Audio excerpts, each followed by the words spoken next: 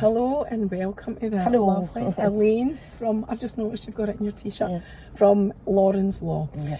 So I need to tell everybody that I've lost my voice because this will go out in a couple of weeks. So this is being recorded on the Tuesday after I was at the Amy Smiley Charity Foundation charity event, and I'm just been telling Elaine that Lewis Capaldi walked onto the stage and I forgot that I'm nearly 50. And I would be too. and so as a result I have damaged my voice box temporarily, hopefully. But anyway, Elaine's going to help me out. Yeah, we'll get there. I couldn't let her during the day, that's why we still went ahead with this. Plus it'll be you that's doing most of the talking. No, you'll be pulling it out me. So Elaine is the campaigner, the main campaigner for CEO, the CEO of Lauren's Law. Is it a charity? I'm working on the paperwork just now, so it's loads and loads of paper. Charities are easy. Oh, it takes a long time, and I'm not the best at keeping things in here with paperwork. So, but I'm slowly ploughing my way through it, getting there. So that's how long has the campaign been alive for? Officially or unofficially, Well, I think unofficially is when it starts. Unofficially, well, a few months after Lauren passed away, I just started putting TikTok videos up, and it was sad music, and like friends were getting fed up looking at it, going, "Look, we're missing her as well. It's not just you. You're in purgatory. Remember, we're in lockdown with COVID as well." And I went, right, let's make hashtag Lauren's Law and just ask people, please always remember your inhaler. And now we're sitting at, I think maybe within the next week we'll be hitting 65 million views. Holy smoke. That's insane. Where did that come from? Oh, that is insane. It's a joint effort, not just me, I must admit. Big joint effort, yeah. Right, so, here's a nice big lorry. Lauren, tell me about Lauren. And I know Elaine's already been upset because I was telling her about Lewis Capaldi and she knows the Smiley family and all of that. And Lauren was a massive fan of Lewis. Huge Lewis Capaldi. I know so much about her already. But tell us the story about Lauren. From when it started. Really that whole day. That day. I don't actually remember her going out to work in the morning. That's the sad thing. It's in my head that I don't remember. And a lot of things have gone from my memory, but I'll go as far as I can. So she goes out to work in the morning, I think about 10 to 8. And when was this? The 7th of February 2020. So right in the midst of lockdown? No, just before, Oh, March, that's right. Yeah, March. That's what I was thinking. So went into lockdown the week after our goodbye day. So she goes out to work, quite the thing, and neither me or my mum had heard from her all day, and she phones my mum at 4:30 in the afternoon. "Hi Gran, I'm going to get 10 people's McDonald's. That's me just get my first break." And happy as Larry, and we got everyone's, went back up to her work. Everything was fine. 9 o'clock at night is when she was supposed to finish, so I get the phone call and it says bang on 9 o'clock, and I says, "Hi, is that you wanting your dinner on? Is that you finished your shift?" And someone says, "No, I think you should bring Lauren's inhalers along." And I says, "Aye, right." I says, "It's 9 o'clock on a Friday night. I'm not," I thought she'd finished her shift. She says, "Go and kid my mum on. I'm having drinks at work," or something, because it was a gin bar she worked in, her favourite drink. And I heard her shout in the background, "Mum, I'm panicking." You could hear her? That's all I heard, just "Mum, I'm panicking." And the phone got hung up and I couldn't get an answer back again. So I don't drive, as you know, so know that bit. I had to phone a taxi. And I ran in her room and I found her 3 inhalers that were all lying about, so got a taxi into town, and I could hear all the ambulances and see all the blue flashing lights, but I couldn't get into the back door of my daughter where she was. And I'm running and running, I'm shouting to everybody, "Where's Gin 71? And I got to the back door and there was 3 ambulances there. She was in one and I get put in another, and I wasn't told what had happened. And then right up to hospital. And I get told after a wee while, I was sitting waiting in a room by myself, and the doctor came in, and I'll never forget, I swear in my head he looks like Novak Djokovic, and I adore tennis but I can't watch him anymore. And he says, "I'm sorry, your daughter's asthma attack's been fatal." And I'm saying, What do you mean fatal? It's only an asthma attack. Go in and get my daughter fixed. Never mind talking to me here. There was a nurse sitting as well. And he's going, I call it the pity look. And I'm like, why are you looking at me like that? Will you just go in and fix her? We've just found a heartbeat again. What do you mean you've just found a heartbeat? I don't understand. What do you mean? I think you should phone the family up. It's not a good outcome we expect. So Friday night, 9 o'clock, I was allowed in to see her in recess. And above her bed the time was 11:17. And every day in life, Lauren and I saw 11:17. 17's our birthday and 11's the sign of the angels, isn't it? And we stay at number 11. And I knew right away my daughter was gone. Do you know when I was coming to get you, that 11, that's exactly what I thought. The 11, the angels. Yeah. Mm-hmm. Yeah, so I just knew there and then, so I had to phone all the doctor, phone all the family up. And I don't know, I just went into this kind of strong power mode. And I was told that I had to phone all the friends. Everyone had to come and say their goodbyes. So 2 days later, then they done all the tests, to check was there any brain activity. No. So she was pronounced dead on the 9th, and then on the 11th I had to switch her life support off. So they put her on life support? Yeah, straight away she had to go on life support as soon as she arrived at hospital. Yeah, and they were just hoping that maybe her heart had been stopped for 35 minutes outside her work because someone got sent for the local defib and came back without it. That, I don't blame them. I wouldn't know how to work one. I'm going to make it my priority very soon to learn how to work one. But it's just all these what ifs. What if she carried it? What if she'd asked to go out for a bit of fresh air earlier? She went out with our boss was at the time, he was very high up. I think he was a managing director in Partick Thistle. And he went out with her to get the fresh air, so the minute she keeled over, he gave her aye, mouth to mouth. Yeah, and just couldn't, nothing. And I assume there wasn't anybody that was able to help with asthma meds? A lady had an inhaler, but as far as I was told, it was too far gone. It happened like that. Okay. Which can you see the magpie? Mm-hmm. And all my followers will know that Lauren has come back as a magpie. Oh wow! Everywhere I go, and I can shout. I can shout on the one out the back. Shout Lauren, and she comes down. Sorry. Man. So that's Lewis Capaldi and the magpie so far we've had, right? So, what was I going to ask you? What actually happens in that situation with an asthma attack? Because when I heard about your story, and it was wee Malky that put us in contact as well. So thanks, Malky. I was the same, because I saw you saying people go, but it was an asthma attack. You know, that's we know what we're doing with asthma attacks in society now. Mm-hmm. What happened, Elaine, that it led to such unbelievable? Her airways closed over so quickly and so tight that it caused lack of oxygen to the brain, which caused a cardiac arrest right in that moment. So it's not very often that it does happen due to asthma, but unfortunately in the world, not just Great Britain, there's just too many so far. Mm. And she was only 17. 19, yeah. 19. Yep. Oh. Right, so you now campaign. What is the campaign? Tell me what Lauren's Law actually is. So at first, a lovely man called Brian McElderry from the National Chefs Union reached out to me, just offering his condolences, and I thought at the time, I'll get back to these people.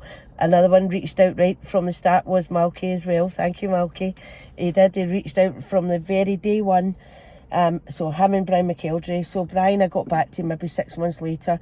I wasn't sleeping very well, obviously, with the grief, you don't sleep. And I was up at like 4 o'clock in the morning. I saw Brian McElderry was active at that time, and I thought, the man works and works and works.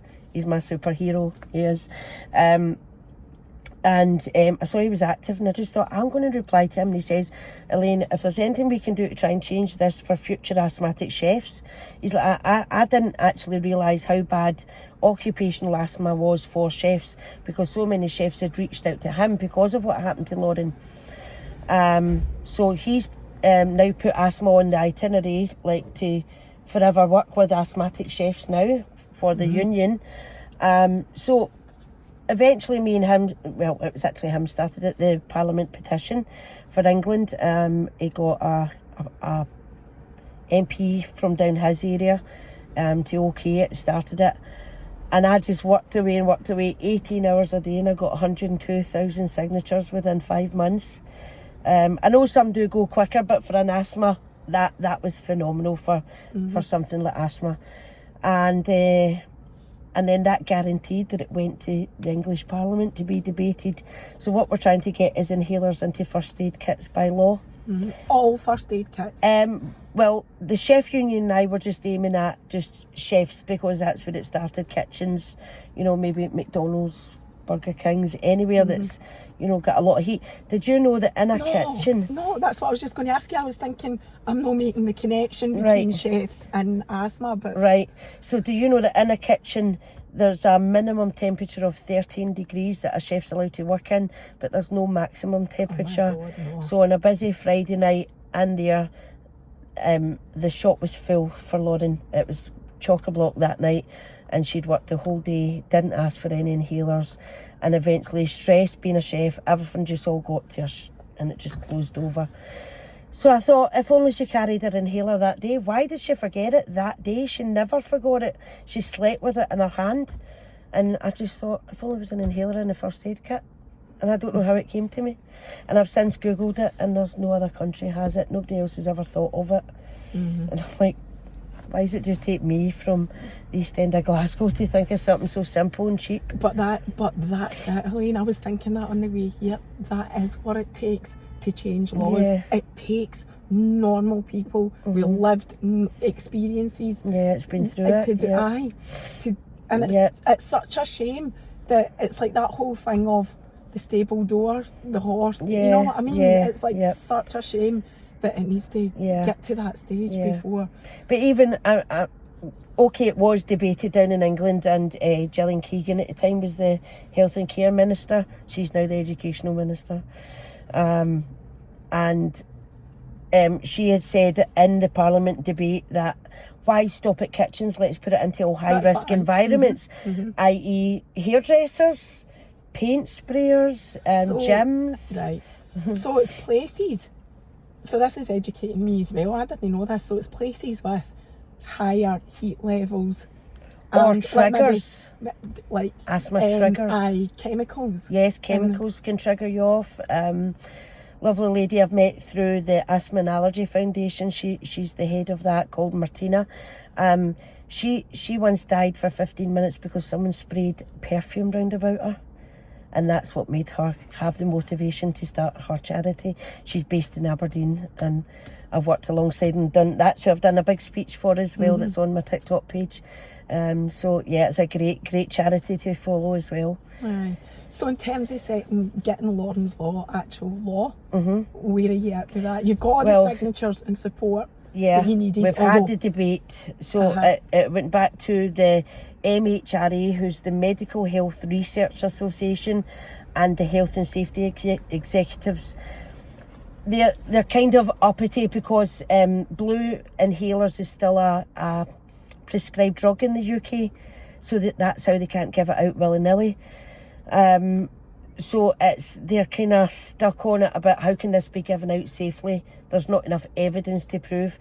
I'm sorry, 102,000 people say otherwise. There is enough evidence that this is needed. What more do they need? What more do they need? For £7, you can put an inhaler into a first aid kit for £7. But see, if you are asthmatic, you can put it in your first aid kit if you're asthmatic, because you will need it. But if you're not an asthmatic and put one in, it's against the law. So what if a customer needed it? What if a child needed it, but... What about even on flights and stuff? On flights as well. I don't know. See, a lot of people treat it with oxygen.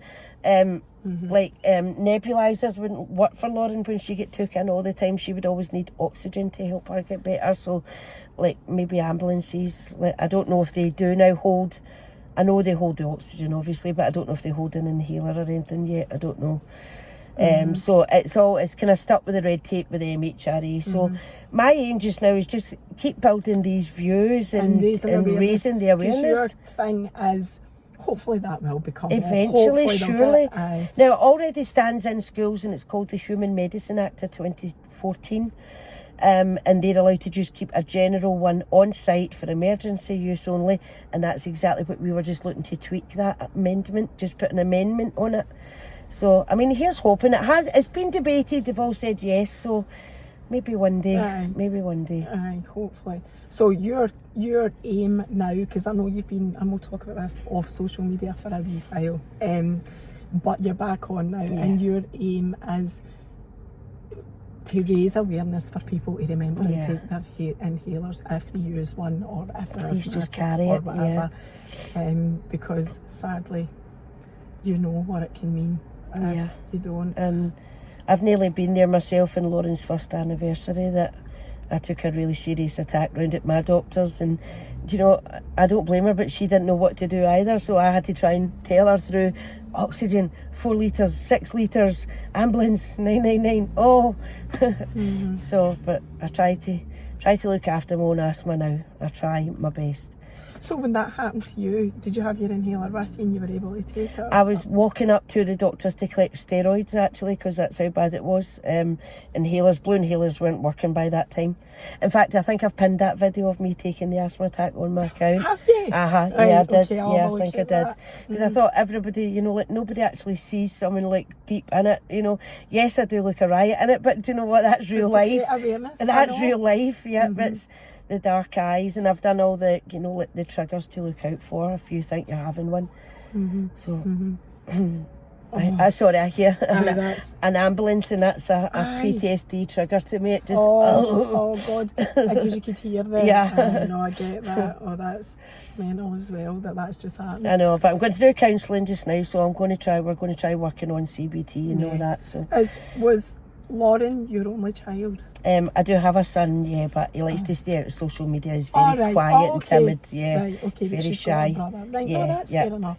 So talking about you, Elaine, because I asked you if it would be alright to talk about that as well, and the grief and whatever, and we've just said that you've had a wee spell off of social media, and it is only, like, it's not even 4 years. Yeah, it was 3.5 years, and I was hammering it from, as I say, we went into lockdown the week after Lauren's funeral. Goodbye day. I hate the word funeral, but I use that because not many people know what a goodbye day is. I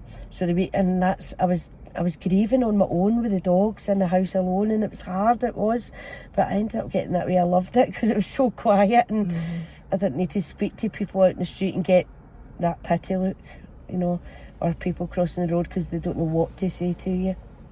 Do you still get that? Not so much now, no, not the pity look so much now. I don't know, maybe because people see the strength that I found. I don't know where it came from. I genuinely don't, but I don't know, as a mum. And there's a bench, we passed the bench just down the road a tiny wee bit from where you live. And that's the name of it, the bench. Everyone says, get you at the bench. Oh, is it? Yeah. How did that happen? How did you get that? Did you speak to the council, or was it a bench that was there? No, it was Lauren. At night time, I always we had 3 big dogs, so that she was an absolute animal lover. So I had a German Shepherd called Maya, who just passed away last month. I've still got now a Rottweiler called Danny, and a Dog de Bordeaux that she rescued called Layla. She was only 6 months old when Lauren passed away. So Layla's incontinent, so that has been my reason to get up every single morning. I've had to get up and clean up after her, and I'm like, Lauren, what have you left me with? But it's a reason to keep going. So every night I would do the dogs at 7, and then Lauren always done them at 10 o'clock. So like I would say, well, you were awfully quick, where'd you go? Out the back with the dogs. So that's where the bench had to go. And I just thought I wanted a wee memorial, you know, I didn't want to go far away with it. And luckily I just saw one online and just picked it up, and the lady that runs the council up the road was a very good friend of Lauren adored this footballer called Gary Fraser, who played for Partick Thistle. He stays up the road. Sorry, Gary. He stays up the road, and his auntie worked for the local housing. And I just spoke to his mum, and she said, yeah, it's okay, just do it. You didn't need to get paperwork and all that done. So many people just donated things towards it, teddies and, trees and flowers all the time. Do you know, I come out sometimes now, and this blows me away. This is lovely. Come out the back and I look, I've got wee bird baths with flowers in it, and I look and I go, there's more money in that. People keep walking by putting change in the bird baths. As if they're putting lovely. A wee wish in, and I'm like, that's really nice to think that people are still thinking that way of her. So is it right at your back door? Yeah, it is. Yeah. So is it fixed in place? So yes, yes. Did you get somebody to do that for you? Yeah, a guy that worked for the local housing. Yep. Oh, that's amazing. He knew Lauren since she was tiny, so he cemented it in, and then he's done a lovely LR on it for her. And then, it's very intimate. It is. It's lovely, and I say to people, if you're struggling in your mind and you want a bit of peace and quiet, going up and sit on it. It's so peaceful. Nobody ever bothers you, and it's a lovely quiet wee area just to sit and contemplate. It's a nice wee bit, yeah. So going back to you again, right? So tell us then, you went into lockdown and you were on your own and you coped. No bad on your own. Had to, yeah. I had 2 dogs. I gave my mum a German Shepherd because I thought it would keep her company through lockdown as well, and I couldn't really cope with 3 dogs on my own because the other 2 are big beasts. So, so my mum took her, and it was the best thing I could have done. Give my mum some company. Right. She's on her own as well, out in Mackay. So how has the grief been for you then since then? How have you got through it? What have you done? And I'm saying what have you done? I don't even really know if that's the right way to word that, because it is just surviving. It is. That's it. Yeah. And it's just. You get up every single morning, you put the fake face on because you don't want to go out that door, and you don't want to have to do podcasts. And I didn't pick this journey, excuse me, I didn't pick this journey. It's one that's landed on my lap, but I feel it's one that I couldn't say no to, I just felt, like I didn't want my wee girl's name to be forgotten, I just thought she's too special, she's too kind, There was a point in the hospital, we're all allowed a 24-hour vigil in intensive care for 4 days. And I remember at one point somebody went, Lauren bought me this phone cover, and somebody went, Lauren bought me this phone cover. Somebody else went, Lauren bought me this t-shirt. And I just sat and listened to it all, and I just took in how much and how loved Lauren actually was. And one thing I can say is never ever forget to tell your loved ones how much. Because I know I did tell her every night, but just sometimes there's just not enough times you can say it. Sorry.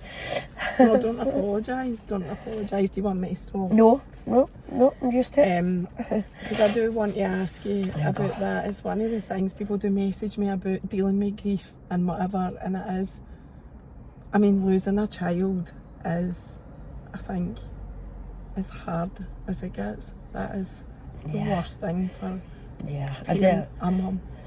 I dealt with losing my gran and my stepdad within 12 weeks of each other, and then I took cancer right after that as well, and it was all nothing, it was just like, but this is really this has kicked me in the gut, this one. I died on the operating theatre. I had a bowel tumour, and I think now, like, why didn't you take me and leave my wee girl? But Lauren was only 11, so I turned my mindset around, and Lauren was only 11 and she needed her mum at that age, and that's why I was allowed to still stay on. So, how do you cope now? And Lauren's... I don't know, just do it. Lauren's bedroom, did you ever change it? Or no. Is it still sitting? Yeah, still the same bit of chocolate sitting next to her bed, same empty can of Red Bull. I've changed the curtains in the bedding and that, obviously, but our drawers and all that, I was all proud of myself one day because I managed to bin her underwear drawer. Did you? Binned her underwear, it's a start. I don't even know how you did that. It's just, that's... Because I look and I go, there's no way they're going to fit me. I might as well just put them in the bin. You were talking about then your counselling and CBT. Tell me about that. How did you get into that? Well, why did you take the break? Was that you just... Yeah, we had the big football game in our memory up the road. And it was tough going, trying to arrange that. You know, it was kind of... shout out to Wendy Wu, by the way. She runs the campaign with me, and honestly, I couldn't do half the stuff I do without her. She's my brain behind it. You know, like, Elaine, come on, you've got this to do, you've got that to do. She made all these t-shirts. So we got the football all organised. In between that time, her daddy was passing away as well at the same time. So she had 4 days to pull in, making all the t-shirts for every player. We had winners' cups, we had medals for every player, and she'd done all the sponsor sheets. We had juice, we had sweeties to sell. It was just what a day. And thank you to all the big TikTokers who did turn out that day, everyone. I so appreciate it. And I was a wee bit in awe that day, you know, because... And Craig Watsey for writing the Lauren's Law song. Wow. Aww. Oh, that was just phenomenal, that. And then the Evening Times came up and Craig sang it to me at Lauren's bench. It was just, what a moment that was. So it was quite surreal. And then the same week I had to do a speech for the Breathe Easy group in lovely Linda McLeod. She's MB, I think, will be. I can't remember. Sorry, Linda. So I done a speech again. So that was talking about Lauren again. And then I had to fill out some paperwork in the same week.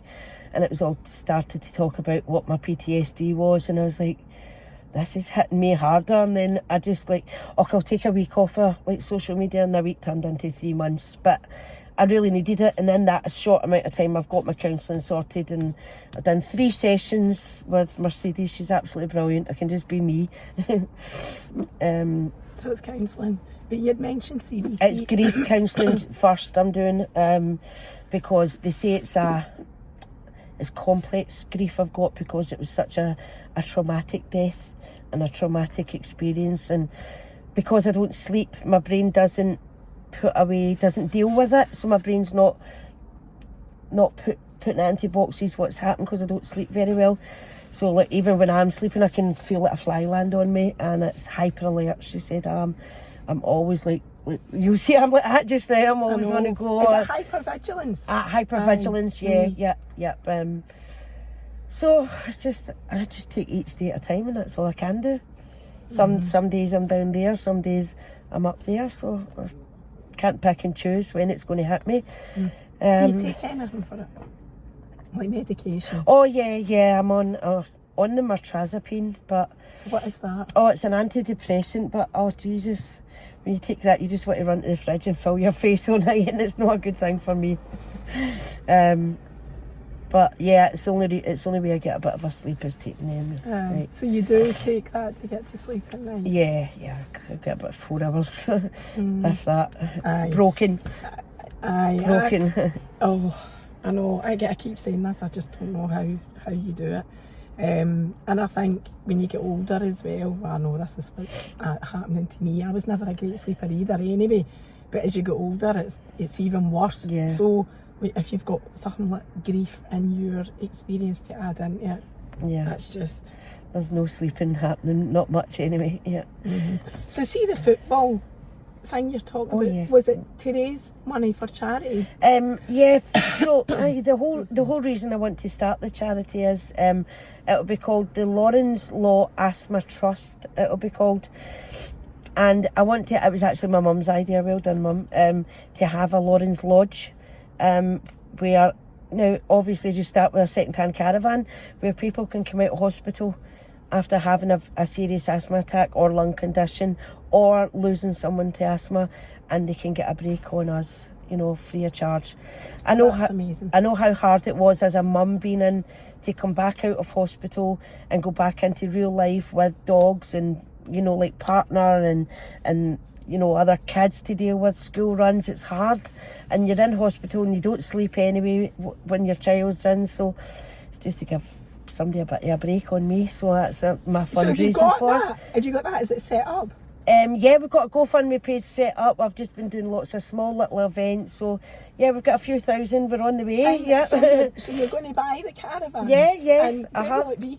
will it be? Money-wise depending, I don't know yet, but I would like Craig Tara, just because Lauren loved it down there. She loved Craig Tara. Everybody knows Craig Tara. Everybody knows it, and it's so handy.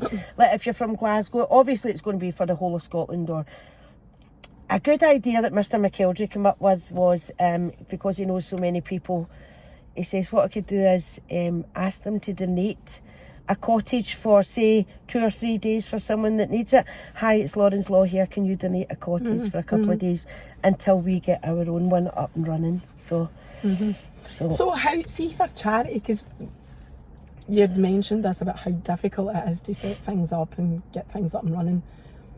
See, just setting, how can you do that without, like, you know, or complying with rules for charities and whatever? Is it just as easy as, you know, if you get an idea to help somebody out in a situation, that you can set up a GoFundMe page and just do it without an actual charity being set up? Yes, because when you go into it's called the OSCR, I can't remember exactly what it stands for, right? Scottish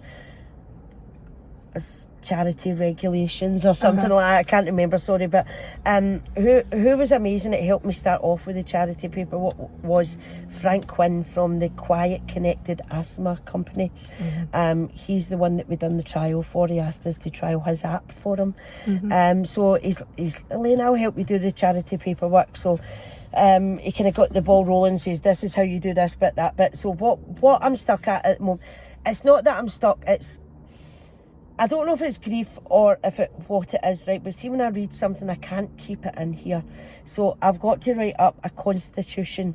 And in that constitution, it's I, Elaine Cunningham, I, Wendy Thompson, the addresses, and then you pick your trustees. I've asked my 2 trustees. They've agreed. So then I've got to type up like letters for them to fill out. Give them, it's either £1 or a penny. I can't remember. See, my brain kind of keep things like this in. I think it's £1, I'm sure. £1, or something like that. And then basically that's just to say that I've not to spend money without them doing it anyway. But luckily enough, I've already got an accountant on board anyway, so I don't touch your money, thankfully. I'm terrible with money. I don't touch it, so my accountant kind of deals with all that. So is there 2 things? There's actually Lauren's Law, and there's the charity. Lauren's Law. Say it again. Lauren's Law Asthma Trust, it'll be. Aye. So you're working on those 2 things now. So regardless of what happens with the law or at the length of time that takes, you'll still be working with the charity to create that safe space for people. That's amazing. A wee seaside break, you know. So is there a link for donating to that charity? Yes, I've got a GoFundMe. I haven't shared it for a wee while because I've honestly forgot all about it. On your TikTok page? I think I've got it in the link tree. I'm sure I put it in the link tree. I know it's on the top of my Facebook page and Lauren's Law Facebook page. Right, so it's on Facebook.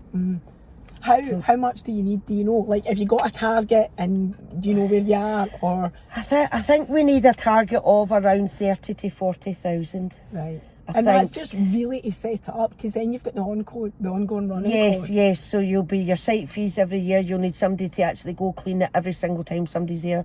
You've got to pay for your gas, your electricity. So on looking up, you know, like I have done a lot of Googling into like how much. Where was it? I was just thinking somewhere with cheaper site fees at first, but see, just to get it started up and running. Anything. And then what are you at just now? Do you know what it's sitting at? I think we're sitting around about 3,500 so far. But and did your football game add to that? Did you raise? We raised 1,300 something on the day. Sorry, I'm terrible with numbers. I'm not good. I'm the talker of the campaign, as you can tell. And you're good at it? No, not at all. I think we raised 1,300 on the day, but then there was like lots of donations come in afterwards. Mrs. Mack, she re-raffled her top that she won on that day, because we had amazing. We had a signed Cristiano Ronaldo top, Ali McCoist. I'm quite lucky. I've got quite good contacts that I can get quite a lot of decent signed stuff. Do you know? And that is the thing. Like, it's amazing how who knows who. You just never know who knows who. And you know, that's, I don't know, I've just got a real thing about that. It's when people reach out to help and you just don't feel you're doing it on your own. That's what and you it feel gets you. supported. Yep. And also my mum stays out just 5 minutes away from Murray Park and Mulgai Rangers training ground. So Lauren, as a wee girl, used to always say on the way by, Mum, can we stop? Can I get signatures? So what do I need now for the charity? I just go out myself now and get it signed for the charity. Is that what you do? I was talking to James Tavernier one day, the captain, and I actually I was talking to Scott Arfield at Ibrox one day about it, and I said, Lauren used to serve you, and he went, where? And he stopped the car. I said, Lauren, you were Lauren's favourite player before she died, and I said, she used to serve you in Gin 71, and she got all shy every time she saw him, but she absolutely adored Scotty Arfield, and he says, listen, he's like, get in touch with me, he says, I'll get you something, and unfortunately he's not with Rangers anymore, but so I got to speak to James Tavernier one day, and he signed a top for me as well, so I've got that still to raffle out. The football clubs, I was going to say that, and we're sitting, I know it's Celtic and Paradise. Oh, they're great with me. Celtic are amazing. See, they always give me like a 2 for 4. Ibrox and Parkhead. That's what I was going to say. The football clubs, Glasgow football clubs, do phenomenal amazing support. stuff for the charities, the local charities. What was I going to? Do you mind telling the story about Lewis Capaldi, or will it get you upset? No, I don't mind talking about Lewis Capaldi. Amazing, that story. So obviously I told Elaine the story about Lewis coming to the Amy Smiley charity event, and you then told me... I started crying right away, obviously. Told me your story about him, so tell everybody that story. So Lauren absolutely adored him, right, in the bathroom getting ready, and it was just top volume. So did she see him? No, she didn't get to. She missed it by 5 weeks.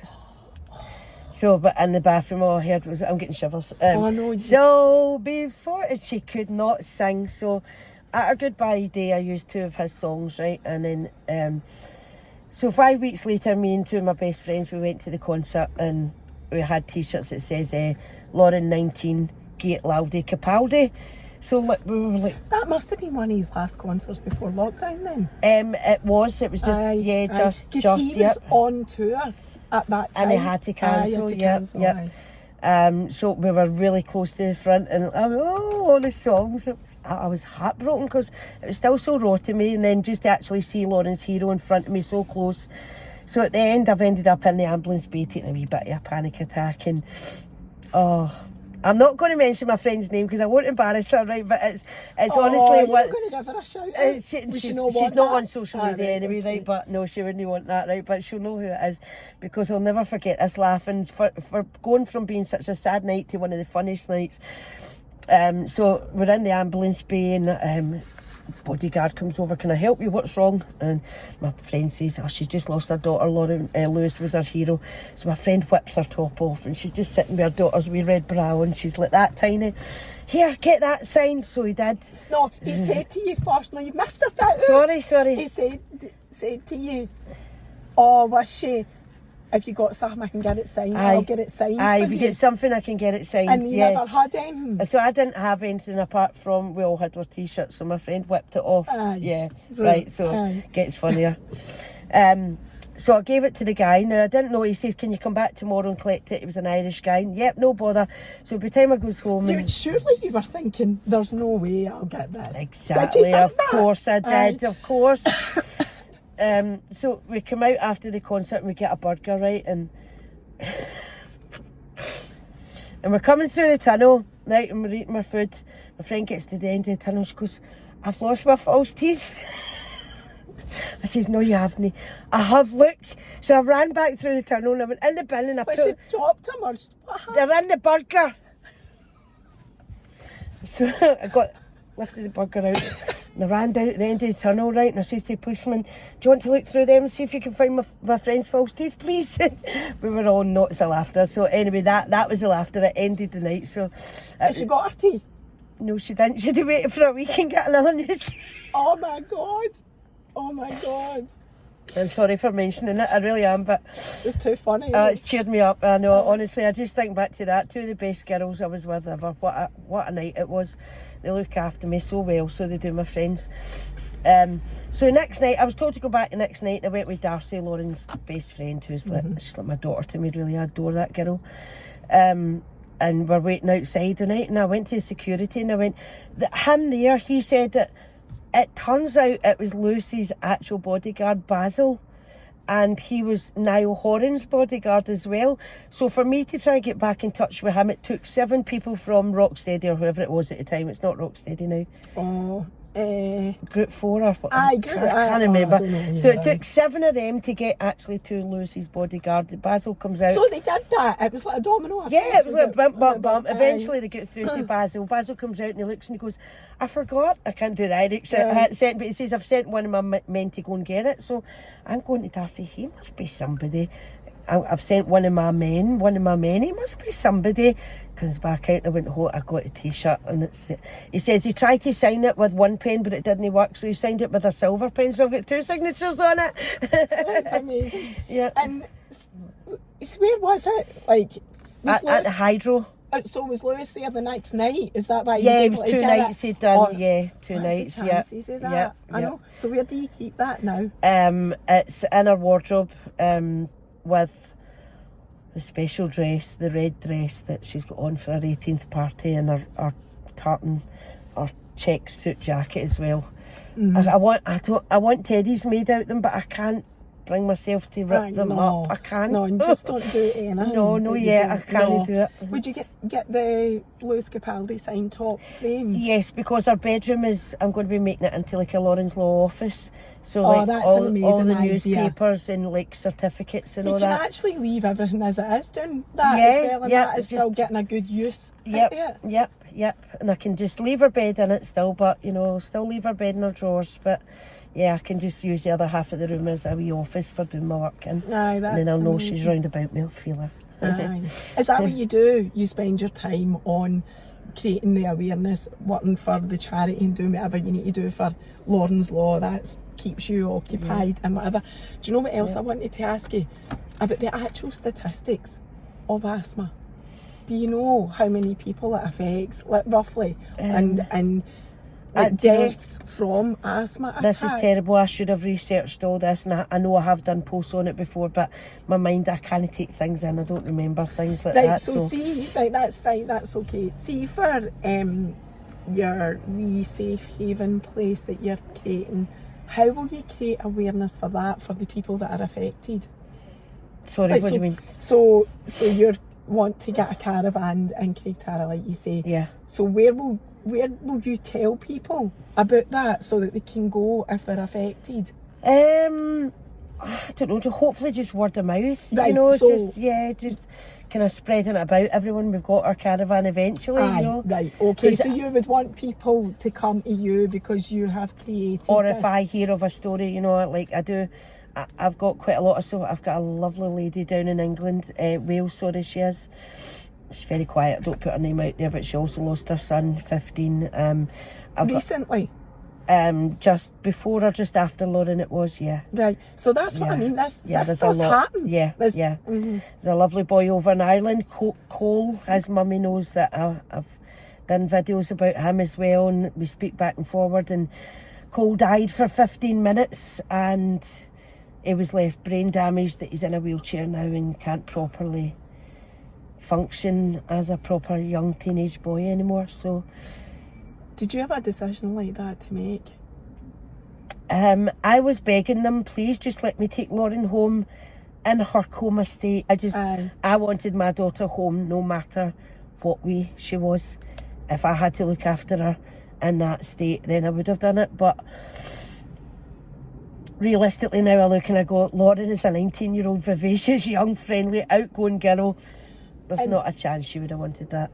And was that what ultimately helped you with your decision? Yeah, because they said, Elaine, I had to switch it off because our brain was swelling inside so much throughout the 4 days. It was called combing round her spine. So by the 4th day, her neck was all swelling up and it was her brain coming down, and eventually it would just blow up. So that's why I had to switch it off. So there was no choice. I had no choice, really? no. And did they say that too? There was no choice, yeah. But I suppose in that time up to that point, they tried to give her the best chance before it became... I assume they I didn't. think they knew from the start. The nurses knew from the start. All right, but Yeah, they still they all do. knew. Yeah, they've got to do the checks just to make sure. And I kept saying, there's a wee tear coming out there. Spiritually, we know. Spiritually. And I was lying planning our goodbye day, and that first night I got a wee room to myself. And I just lay there the whole night going, right, it's got to be Lewis Capaldi songs, and it's got to be Simply the Best, because she was Simply the Best, and then I'm going to do this, and I'm going to wear that, and I'm going to... And that was all going through my head in the first day. But then the next day I would go into the ward and I'd go, right, girls, you want to take my hand? Are you sure you want to see your friend with all those tubes coming out? And I didn't like seeing all the youngsters being so upset about losing their best friend. Not being able to do anything about it. I didn't allow people to take photos of Lauren, but there's this one photo. It's Lauren holding Darcy's hand, and Mia, Lauren's wee niece next door, well, she called her niece next door, she gave her a little Elsa to take up to Heaven Mother, and it's in Lauren's hand, and Lauren took that with her, and it's just Lauren and Darcy's hand. And see that one photo, because I look at the hand and I just feel as if I can feel her hands. Oh, she had such wee gentle hands. She was... I mean, a lot of people know I was a spiritual medium before it all happened, and Lauren used to come to the classes all the time. We always said Lauren was going to be a healer because she was so gentle. And then we've been told since Lauren's passed up there that offers different mediums, that she's met George Floyd up there, and like him, her name will change the world for her reason, like George Floyd's changing the world for his reason. Sorry. So I explained to my friend last week, I said, see if Lauren can still prove to me, as in moving a picture or giving me an orb or giving me signs of Lewis Capaldi songs, she's not dead. The word dead, I hate that. Her energy's still around because she can still show me she's with me. So I believe in that. That's what I've got to take from it. That's all I can do. You mentioned the spiritual medium thing there. Are you okay for me to ask Absolutely, you about that? Because you did tell me that on the way here, and I haven't asked you because I'm an open book. Right, I'm an open book. I was worried that you wouldn't be comfortable. You used to do... Tell us about your spiritual journey, and you used to do it and you don't now, and your reasons for not doing it. I started experiencing things, seeing a ghost at 9. I saw my neighbour at the same time that she passed away in the ambulance on her way to her hospital, and I didn't know she'd passed away until the next day. Her husband told my mum, and I've clicked on and went, I saw her ghost in my head as a 9-year-old child. And then eventually, after years and years, I just kind of get into spiritual churches, and then somebody kept saying, you've got it. And I kept saying, I know, but I don't know about how. And I was always so interested. And then eventually one lady took me on as a fledgling and started to teach me how to use it. Everyone's got it. It's just learning how to use the gift. And yeah, I just went around churches eventually, and just like we ended up doing the classes in my mum's house, and my teacher was from Edinburgh.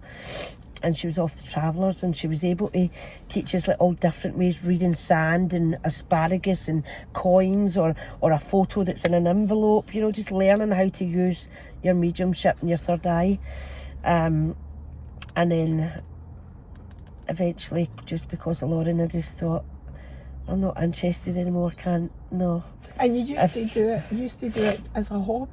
You didn't ever charge for it? No, never charge. No, it was just it's free for us to get the gift, so why should I? I know a lot of people feel a lot of mediums, there's such a broad range of opinion on that with mediums. But don't get me wrong, every single year at either Lauren's, see, her birthday is the 17th of January, and then she passed away on the 7th of February. But I can't say Lauren died on the 7th of February, because it's the 7th she fell down, the 9th is she's officially, and then the 11th we had to switch her off and walk away. So I call that like my 4 days of mourning grief, so I just call it Lauren's passing away time. There's not one day that I can say she died on. It's a bit difficult to explain it that way. What was I saying just before that? My mind. you were talking about like the difference in opinion of, well, that's what I'd asked you about. There's a broad range of opinion with mediumships about charging for it, and then you then went on to talk about when Lauren passed. So is there a connection with that to what you were? Sorry, my mind just goes away, sorry. I can't my even mind does this all the time. But anyway, I jumped from one thing to the other, sorry. No, it's fine. So talking about you, well, maybe it was because you were explaining why you don't do it Why anymore. I don't do it now. Oh yes, sorry, that's what I was going to say. So every year at our anniversary or our birthday, I always like to book someone that doesn't really know me very well, a medium. So the first year, in the April actually, she came through, Sally Morgan, you know, the English, very famous medium. And then Sally was able to say about me playing with her hair, and I've got your mind. I've got that on video on how bad I look. You know, I didn't realise how bad I looked through grief. And then the next year I used Andrew McGowan. I found him on TikTok. He's a huge, and I told him all about Lauren's Law, and he followed me back. He's an English medium. He followed me back, and his accounts are huge, so it's good to, I feel like royalty when I get followed back over people like that. And then last year, my favourite one, I think, was the lovely, I'll give her a shout out on TikTok, Natasha Nanda, 1111 her account is. And Natasha done it was like an email she sent me, but she connected with Lauren first thing in the morning. She knew it. There's Lauren there in the toilet with her, and see the vocabulary that she used, that was Lauren. And that's how I know it was Lauren, because it was things like, oh mum, I just face plant it when I see you doing such and such, when I see you try to do speeches, it's words that Lauren would use that's written down in it. She says in it, I was always the apple of your eye. And Natasha corrects herself and says, no, Lauren says, no, not apples. We just found out in December Lauren was allergic to apples. And I shouted at the back door to her boss, was she making apple scones that day to cause it? No, he said. So the apples caused anaphylaxis with her kind of thing. So, so Natasha now, right, she does videos every day on TikTok. And see, when I pass by her video and I hear Lewis Capaldi, I go, oh, there's Lauren. And because it's a cheeky soul, she's coming through, she's noising you up. You know, it's words that Lauren would use. And I write, Natasha, we know who that's from, don't we? And she goes, yep. So, you know, I feel a really strong connection with her. And Is that being part, because that's another thing that I believe in all of that as well. See, for your grief healing, has that been a big thing for you, being able to connect with her through other people? Yeah. What makes you go to other people when you get an enemy? Because in my head I still think, is it my imagination that Lauren said that to me? No, orbs. I mean, like TikTok knows I've done orbs, you know, like coming out of her. I'll post it up again, actually. I'll pin that one. It was actually a really good one. The comfort I get from her being around. Like, I come down the hall one time. So it's just a confidence thing for you going to other people? It's mostly like other people that don't know me, they can give me evidence from years ago maybe that I'm going in is it just in my head? Or see, even though my mum's a spiritual medium still, I still wouldn't trust her either. Because I go, no, you're just making that up to make me feel better. What were you going to say, the story about you were coming down the hall? I was coming down the hall. Now, Lauren, everyone knows Lauren was a huge Rangers fan. We actually had a minute's applause that weekend that she died at Ibrox. And, that was some moment. The whole stadium applauding Lauren in the 19th minute. So my mum caught it on TV for me. So the whole point, I forget what I was saying. The hall, coming down the hall. Coming down the hall, right. So when Rangers was on that run to Seville and we got to the final and we were doing really, really well, I was like a latte at night time. So 9 o'clock, half time of the football, I'd go and get my latte, and I was coming down the hall and I'm going, why is that all smoky down there, down at the front door? And it's like, you know, like hazy. Pull the camera out and I'm like, whoa, right, Lauren, there's hazy and orbs coming through it all at the same time. And every week I done it, it was always at half time with the football, and I'm like, right, Ian, you're in here watching the game, aren't you? But then I think, is it because she passed away at 9 o'clock, she fell down? 9 o'clock at night was the time that she fell. So I think, is that when she comes round about me? Because she wasn't with me all day, she's at work, and she come in from work at night at 9 always. So that's why I think she's busy in the house then. But there's been loads of things, even just sitting here and you know, driving down here and whatever, well, I think I know the answer to this, but I just want to say, if somebody's spiritual and you want to tap into your ability, and as you say, everybody's got it, that's the big thing, like noticing the signs and knowing that's coming from her. Now and I just go, right, thanks Lauren, or even the bird out in the I can't shout in the bird out in the street because my Rottweiler still looks for Lauren. I go, Lauren, and I swear down, my mum's bird as well. I know it's not always physically the same magpie. If Wendy's not well one day, I go, Wendy, go and look out your window. I think Lauren's with you. Wendy, look out the window and that magpie's sitting on the fence. And I know people won't believe me. Honestly, I know they don't. No, I believe but it's my beliefs. Yeah, I do get that. And I always say with spiritualism, you need to experience it to believe it. And I wouldn't ever force it upon anyone that doesn't believe. So it's my beliefs. It's dead interest. Oh yeah, it's my passion. So it's a massive passion for you, and it is massively part of your healing for the grief. Yeah, and part of the losing Lauren's journey as well, because it proves to me that she's, although they say I hate the word dead and I hate the word die and it's just too final, she's proved to me it's not final. But I do believe that thing about energy that you were saying as well. Energy doesn't go away. It exists. And I don't think you'll believe it until you actually experience it yourself. Do you think, on that note, you would ever go back to the doing the readings? I would do it for friends. If somebody says, right, do you want to give me a wee quick one? Like, yeah, I would probably do it like that, but never. I don't think I could go. I don't think I've... See, because I'm a good talker, people think I've got a lot of confidence, and I don't. I'm so unconfident. As I said to you earlier, I was looking at some of your videos and like, some of the people you've done, oh God, and you want to talk to me? I know, and I say to you, that does not matter. Yeah, you know, if somebody's got a story to tell, it doesn't, and everybody's got a story to tell. Yep. It doesn't matter. Right, so the final thing I just want to ask you before we finish is about the charity. Like, is there anything we can talk about here to raise awareness? Is there anything? And I know you're really very much still in the midst of your own healing, Elaine, so please don't think I'm trying to put pressure on you, because I'm just asking. I just want to make sure I get it in. Is there any charity events or anything coming up that I can help raise awareness for you? Now, spiritually, believe or not, there is. My mum wants to organise the next one, and it's going to be a spiritual night. Oh, amazing! Amazing! Yes. Right, so you'll give me the details. I don't have dates or details. No, I'm not. I will. I definitely will. Share that. And if I don't have anything, tell me as soon as you know what I it is, will. because I would want to come to that. Yeah. So your mum's in Mulgai. Do you think she would do it? And you're in the East End. Where do you think she would do it?